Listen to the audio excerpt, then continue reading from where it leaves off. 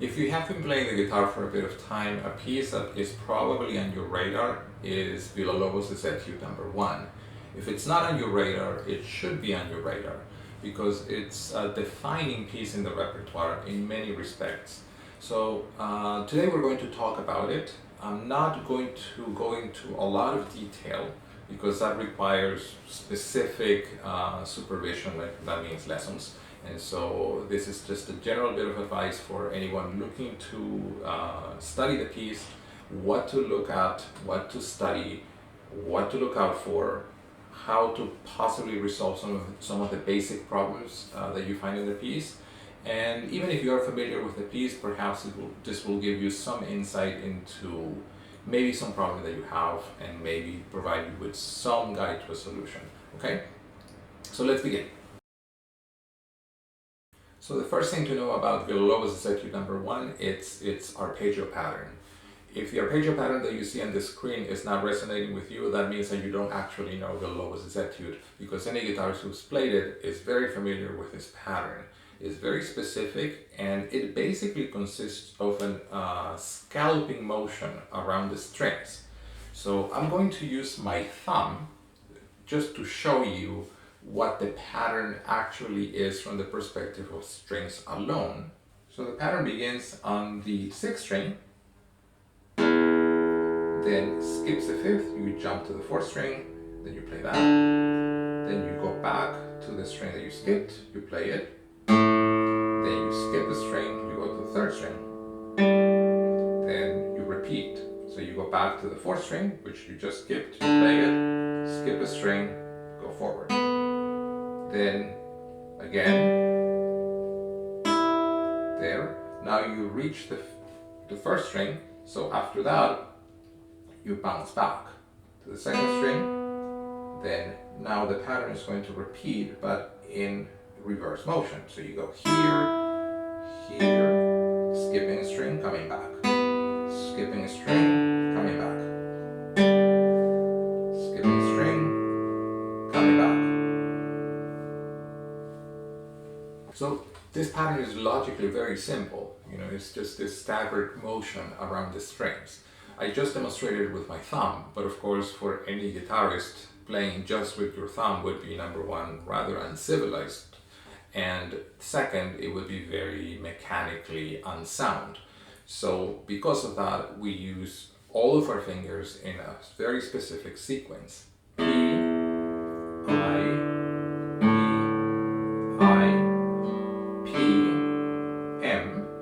at which point the rest of the notes that we're going to play, being on treble strings, are going to be handled by the fingers. So we continue M, I, A, then M, A, I, M, P, I, P, I. Some variations around this fingering pattern exist. Some people will use PI alone, although that's really not common. You usually want to use all of your fingers, but there are some variations around them. Perhaps the most practical variation is, instead of doing PI, PI at the beginning, you would use PM, PI as a way of creating alternation at the very beginning of the pattern. Now, that has some advantages. But the most recommendable thing to do is first learn the pattern that you see on the Villa-Lobos music. The next thing we need to talk about is tempo itself. So Villa-Lobos writes this as allegro ma non troppo, which means allegro but not so much. Okay, so what that means typically is that you are basically in the region of allegro, which in the metronome would be 120 or higher. But the fact that it says not so much means that basically your general range should be around 110 to 120. This is for reference. Now, tempo is a funny thing because the general idea of tempo is that, but if you look around, you'll probably find people who play it a lot faster in recordings or even in live videos, actually myself included. There's a video circulating on YouTube where I played the Villa-Lobos Etude when I was younger, and I think I played it a lot faster. So in any case, tempos are variable, but ultimately what does matter is what the composer wrote. So if I had to play it again, I would not be playing it at the tempo that I played it when I was younger, number one.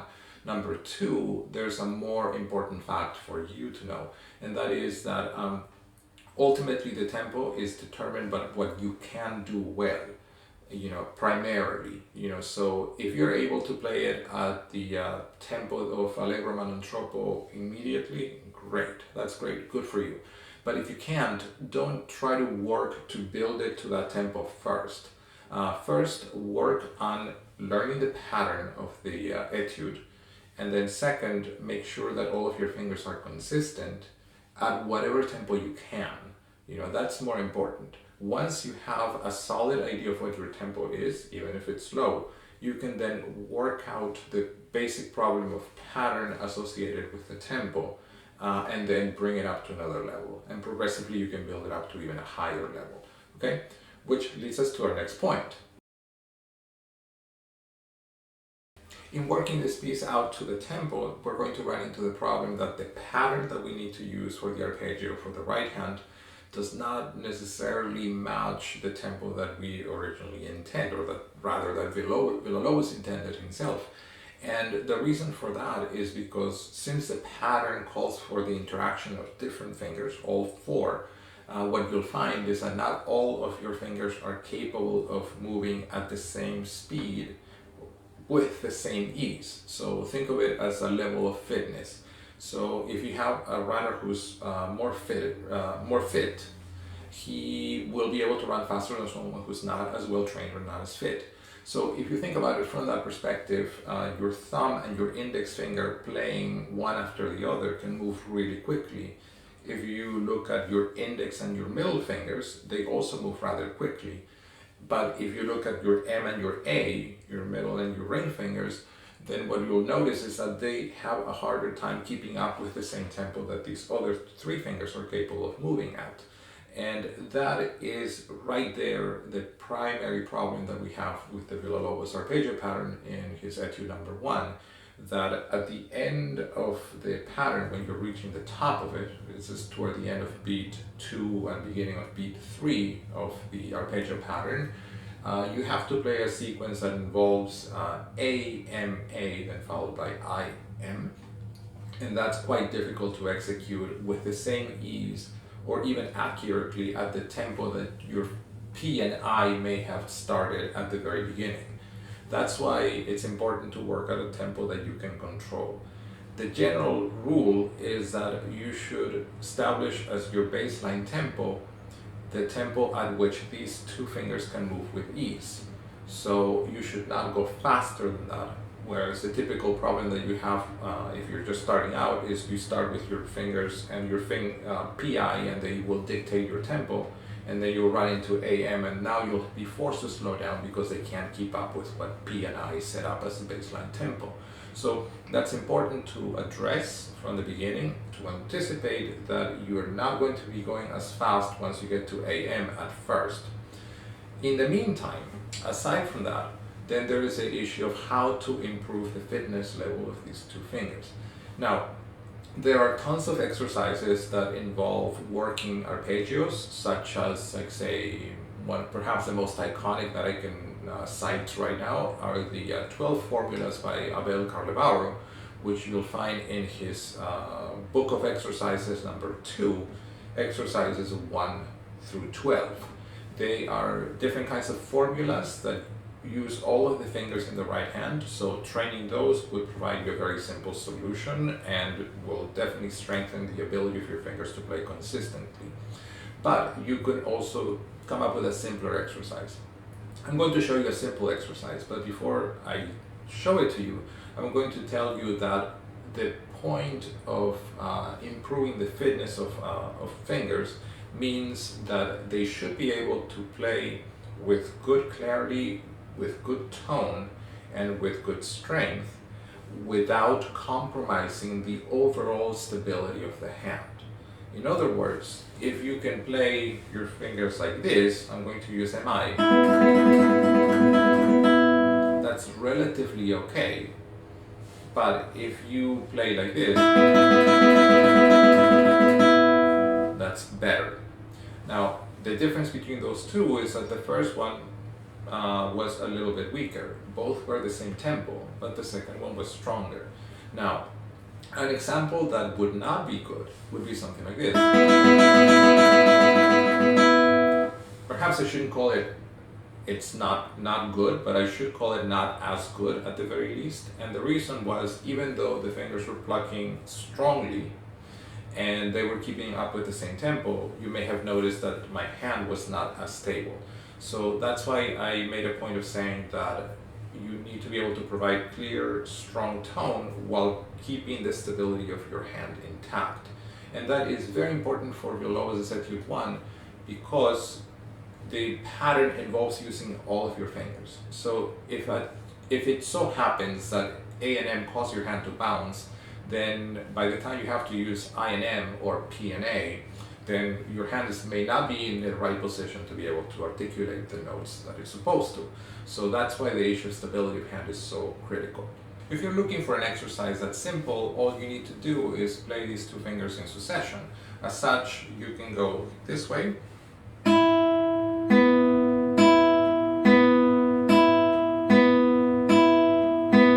and see how fast you can play that.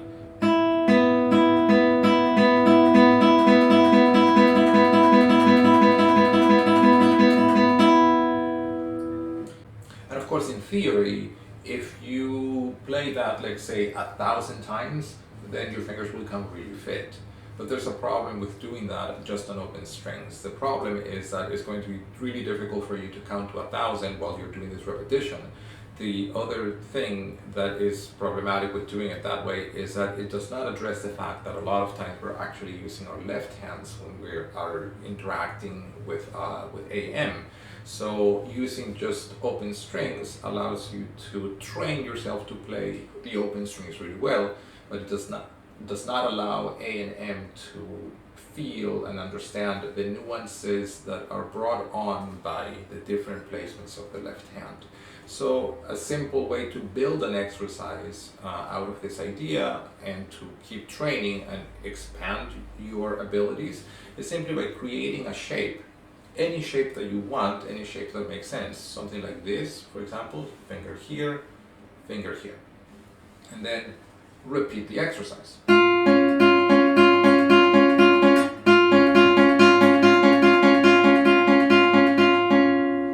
And then all I need to do is then just switch, move the positions.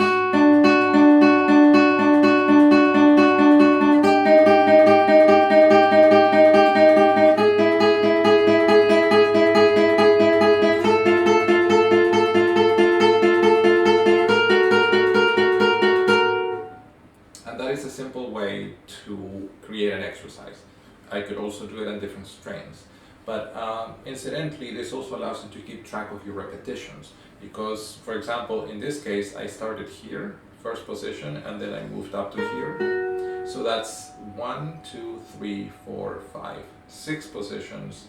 In each one I played 4 repetitions of the AM pattern. So 6 times 4 being 24, I know that I've done 24 repetitions of the pattern. So an exercise allows you to keep track of your progress, see how fast you've gone. Much like a runner would be able to track how much of a distance he ran, this also allows you a similar idea. So it's a good way for you to work out the inner aspects of the Villa-Lobos pattern, namely AMA. The next thing you need to think about is your left hand, obviously. And for the left hand, there are 2 things that I'm going to talk about that are very necessary, and then one that is more refined, maybe not as necessary. So the first one is finding good fingerings. And the best example of this arrives in the first 3 measures. So I'm going to use them as an example, okay? So the first measure of this piece is an E minor chord. If you've been playing the guitar enough to try to tackle Villa-Lobos Etude 1, you know that an E minor chord is played like this, using fingers 2 and 3.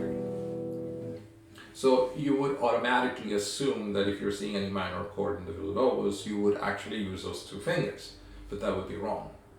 And I'll tell you how the guitarists in the past handled this. I'll tell you how guitarists now tend to handle it, and then I'll explain the reason why they're handled that way. Okay, so the guitarists in the past would use 3 and 4. Now, why 3 and 4 and not 2 and 3? The reason is actually quite simple. It's the change that occurs between the first chord and the second chord. If you're playing 2 and 3,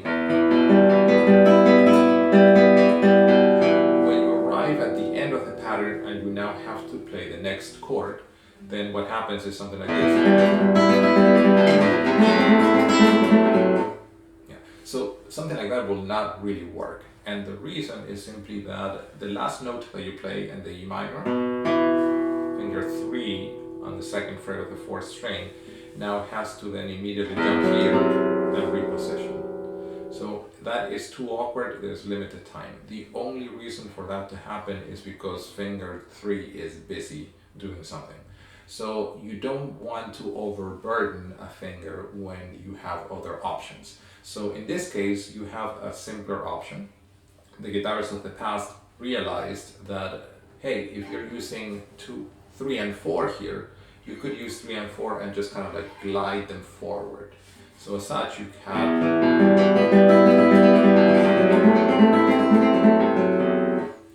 immediate improvement. Notice how awkward the first version was, this one was nicer.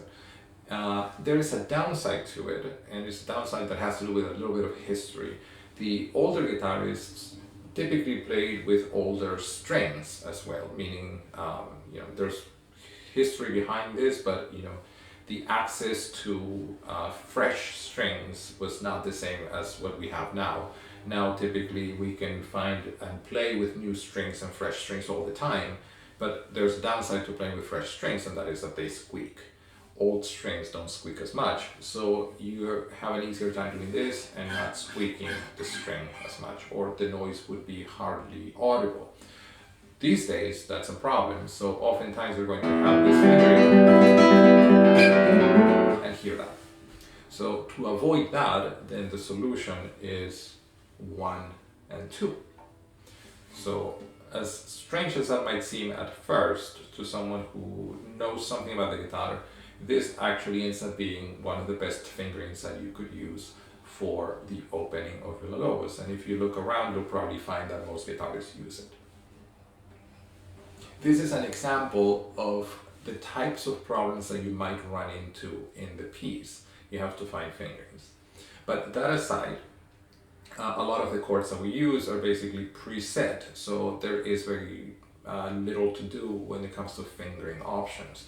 However, there is something really, really important that you need to know, and that is that the primary problem that you will find when you're handling your left hand occurs in the chord changes.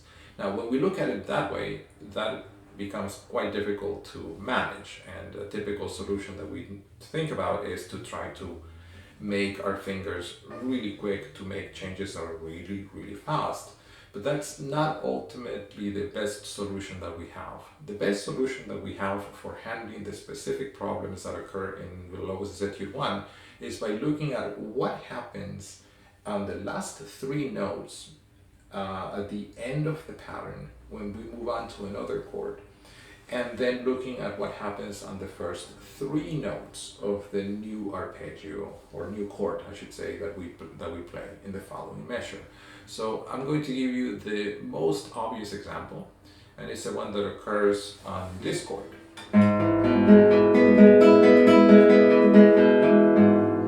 That is then followed by this one here.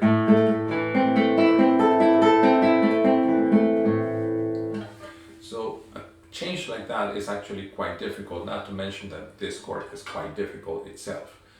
This one is going to require a lot of work. I'm not going to coax that in any way. That one is really difficult.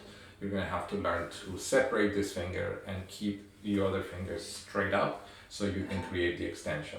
It's difficult to manage, but with some effort you will be able to do it. Notice that there is a wrist lift that helps this idea here. But that aside, let's look at the specific problem of changing this chord from here to here. I'm going to play from the beginning. Now I'm going to slow down here. These are the last 3 notes that are of the pattern. At this point, I can let go of finger 4. Now that means that I can kind of reset my hand, restabilize it back to this position.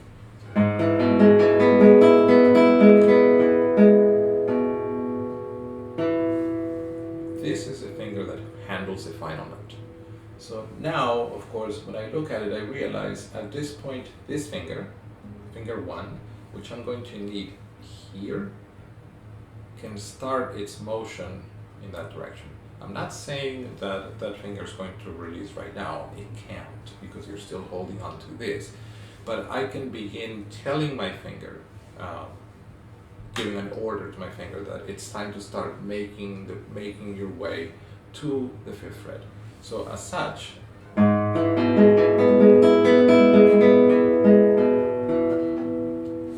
finger is poised to move right now. So with that, it's much easier to catch the chord. A general idea when you're making a shift, especially a difficult shift, this not only applies to the Villa-Lobos Etude 1, it applies to anything that you play, is try not to make the shifts with all of your hand, all of your fingers. Use one finger and use that finger to direct the rest of the hand. Okay, that is somewhat ironic. It's ironic that one finger can command the entire hand to move, but that is the appropriate way of handling shifting if you want your shifting to be comfortable. A structural shift that moves all of the hand is possible, but it requires much more force. So if you do this, you have to be really aggressive and really precise. But if I focus on finger 1 and I order finger 1 to begin its motion, when the moment it has time, then I can actually move more comfortably. So that one, for example, was not as precise. I was trying to slow it down just to show how much time I had, and I underestimated. But here,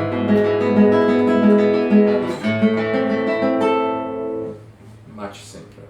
So that is an example of a solution that you can use in probably the most difficult passage in the piece. The next part of the left hand involves something similar. It has to do once again with the last 3 notes before a change. But this is not as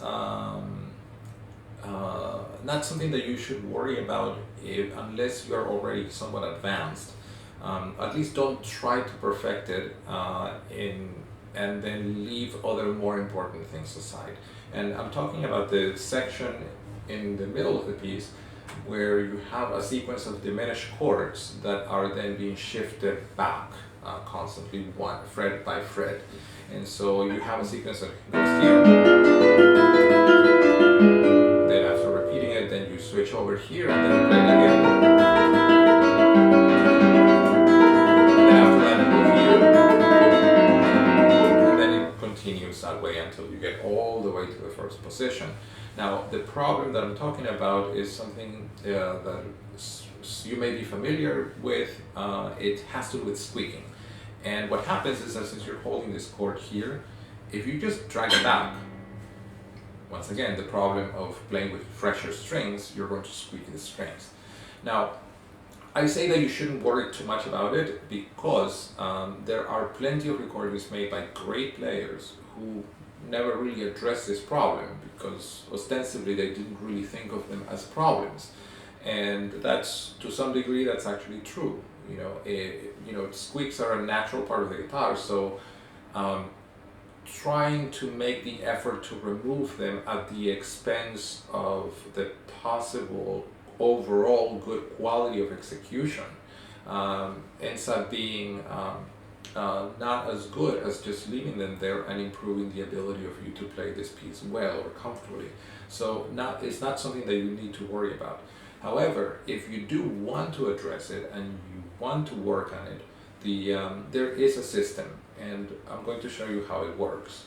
So here, I'm going to play the pattern. So here's the last two notes. So after that, the next chord is going to occur. So what I'm going to do is I'm going to play here, second to last note of the measure, final note of the measure. Now at this point, when the new measure starts on the 6th string, that's when the shift needs to occur. But what I'm going to do is I'm not just going to shift all of my hand like that, even though I could. But since I'm trying to avoid the squeak, what I'm going to do is once I play the 6th string, I'm going to lift all fingers 2 and 3 only, like that.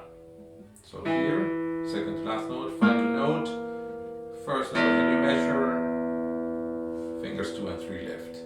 Now I'm going to use fingers 1 and 4 at the same time. I'm going to use fingers 1 and 4 to glide back one position. Now after all of that is done, then I can proceed with the next note that happens in the piece, which is this one, and then follow that up with the next note. So the sequence would go same place, last two notes, bass, lift, shift with 1 and 4, then land 3 so I can play, land 2 so I can play, and then continue with the rest of the pattern. And then repeat in more continuous sequence here.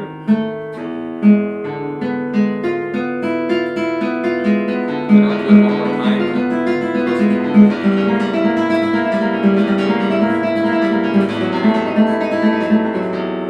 See, and as you can see now I'm playing closer to the tempo, and that you can no longer hear the squeak.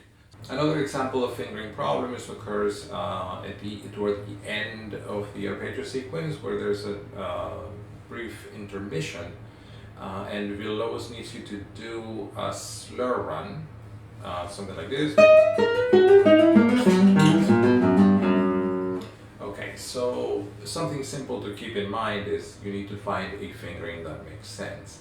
Now, usually, as we mentioned before, you don't want to use the same fingers every time, because that kind of goes against the basic principle of actions for technique. You should use all of the resources that you have available.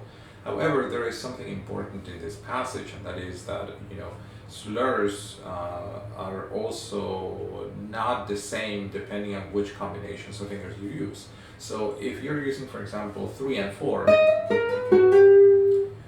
the problem that you might run into is that your 4 is too weak to actually play the slur audibly enough for it to make musical sense. So based on that, you have two options. You could work it out so it's stronger, or you could use a simpler fingering group. In that case, you have 1 and 2, and those will more easily respond. So the idea here is simple. What I would use here in this passage, here I would switch directly to finger 2, or start with finger 3 and then switch to 1 and 2 for the run. Now then my run would go here, here, here, first string, second string, third string, then I will move back on the third string, shift back to this position. Right now we're in 8th position for reference, then play here, then move up, play here, shift on the 4th string to 4th position, still I'm using 1 and 2, then here I have an opportunity to use 3 and 4 to give 1 and 2 a little bit of a break. Now from here I can shift to 1st position, then here, those are the final 2. So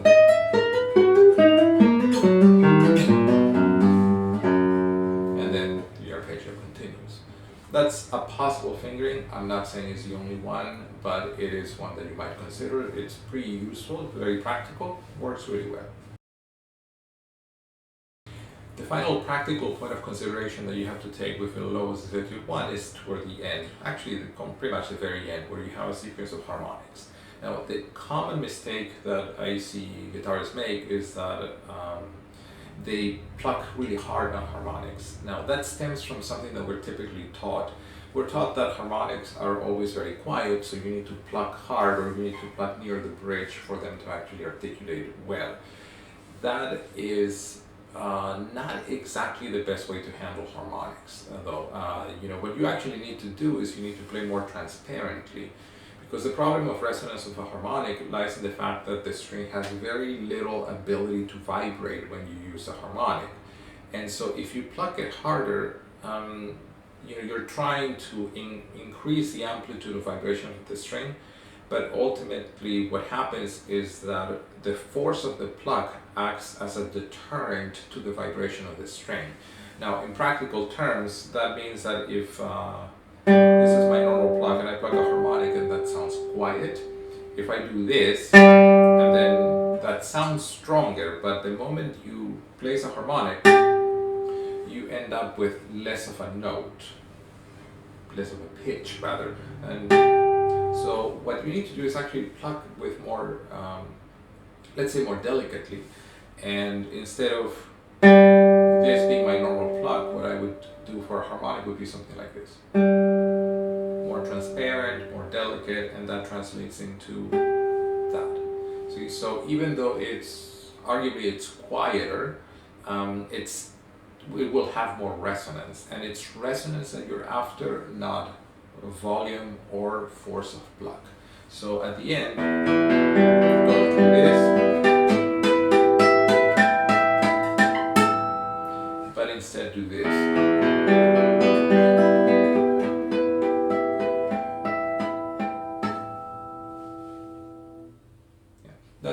That's also important for any time you're playing harmonics. Don't try to pluck them hard, actually aim for a more transparent approach to your pluck. So remember that's basically a constant in playing. One final point about Villa-Lobos Etude number 1. Let's say you've worked out all of the problems with the piece, you've gotten your right hand to be quite versatile, your A and M work fine, you're matching the tempo, you're playing consistently. Okay, so one would think that you're done with the piece, that you're ready to perform it. Well, not quite. There's a little problem in the piece that only arises once you are in a position where you are going to perform it, and it has to do with stamina. Stamina in two ways. Whether your left hand is going to get tired as you play the piece, and whether your right hand is going to get tired as you play the piece. And you only know this when you have to perform it. You'll realize that your right hand is getting tired and it's forcing you to slow down, it's forcing you to become less consistent, or equally, because of all of the bars in the chord positions that you have to use, your left hand is going to start to hurt. So while there is no direct remedy for that, there is something that you can do to once again become more fit. And a simple strategy is to practice the piece by increasing the number of repetitions that you play per chord. So for example, Villa-Lobos asks you to repeat every measure once, so as a result you play every chord position twice, with one exception I think. And instead of doing it that way, what I would do in training would be to play each arpeggio 3 times, at least, sometimes even 4. So for example, instead of playing here, then twice, and then switching, what I would do is this. Second time, third time, and then switch. Second time, third time, and then switch to the next chord. So you're effectively training for the piece to be 50% longer than it originally is. Now, I think this makes a lot of sense for someone who, say, is runs, for example. So if you can run maybe 10 kilometers comfortably, then running 5 is going to be simple. Running 7.5 is going to be simpler. So it's the same idea. You're basically building your stamina in both hands. It's not going to be easy to do this, but it's going to bring a level of fitness in your hands that you're going to enjoy later on, even in other kind of repertoire you work on. Finally, there is simply a bit of advice for any piece. As detailed as the study of a piece is in music, something that you need to remember is that we do this for fun. So try to enjoy the process of working through the piece. Don't get tensed up as a result. Don't think that you need to really get all of your fingers to work, and don't expect them to do it immediately. Just let your fingers develop, especially A and M. Let them develop in time, have them work comfortably, and progressively, if you do this devotedly, assiduously, conscientiously, you'll find that your fingers are starting to become better. You will notice it, and that's where your greatest reward will be. In a sense, the piece itself is not, in so many ways, for me personally, is not the reward behind playing it. The greatest reward that the Villa-Lobos Etude No. 1 has, as well as any other piece that I study, doesn't really lie in the piece, but in what I learn as a result of studying it. And those lessons are perhaps the most valuable that you can take with you. You will take them for anything else that you play outside of Villa-Lobos.